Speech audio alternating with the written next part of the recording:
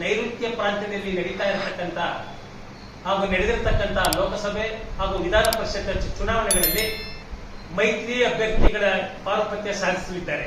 ಕಾರಣ ಇಷ್ಟೇ, ಏನಂದ್ರೆ ಇತ್ತೀಚಿನ ದಿನಗಳಲ್ಲಿ ಕರ್ನಾಟಕ ರಾಜ್ಯದ ಆಡಳಿತ ವಿರೋಧಿ ನೀತಿಯನ್ನ ವಿರೋಧಿಸಿ, ಹಾಗೆ ಏನು ಶಿಕ್ಷಕರ ಪದವೀಧರರ ಸಮಸ್ಯೆಗಳಿಗೆ ಸ್ಪಂದಿಸ್ತಾ ಇರತಕ್ಕಂತ ಸರ್ಕಾರದ ನಿಲುವನ್ನ ವಿರೋಧಿಸಿ ಈ ಬಾರಿ ನೈಋತ್ಯ ಪದವೀಧರ ಕ್ಷೇತ್ರದಿಂದ ಡಾಕ್ಟರ್ ಧನಂಜಯ ಸರ್ಜಿ ಅವರನ್ನ, ಶಿಕ್ಷಕರ ಕ್ಷೇತ್ರದಿಂದ SL ಭೋಜೇಗೌಡರವರನ್ನ ಈ ಬಾರಿ ಅತ್ಯಂತ ಬಹುಮತದಿಂದ ಪ್ರಜ್ಞಾವಂತ ಮತದಾರರಾಗಿರ್ತಕ್ಕಂಥ ಎಲ್ಲ ನನ್ನ ಮತಬಂಧುಗಳು ಚುನಾವಣೆಯಲ್ಲಿ ಭಾರೀ ಬಹುಮತಗಳನ್ನ ನೀಡುವುದರ ಮುಖೇನ ಈ ನೈಋತ್ಯ ಪ್ರಾಂತ್ಯದಲ್ಲಿ ನಮ್ಮ ಅಭ್ಯರ್ಥಿಗಳಿಗೆ ಗೆಲುವನ್ನ ತಂದುಕೊಡಲಿದ್ದಾರೆ.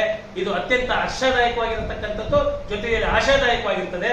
ಹಾಗೆ ಈ ಲೋಕಸಭಾ ಚುನಾವಣೆಯಲ್ಲಿ ನಡೆದಿರತಕ್ಕಂಥದ್ರಲ್ಲಿ ಮಂಗಳೂರಿನಲ್ಲಿ ಚೌಟ, ಚಿಕ್ಕಮಗಳೂರಿನಲ್ಲಿ ಕೋಟ, ಶಿವಮೊಗ್ಗದಲ್ಲಿ ರಾಘವೇಂದ್ರ ಹಾಗೂ ಕೊಡಗು ಮೈಸೂರಿನಲ್ಲಿ ಯದುವೀರವರು ಗೆಲುವು ನಿಶ್ಚಿತವಾಗಿದೆ.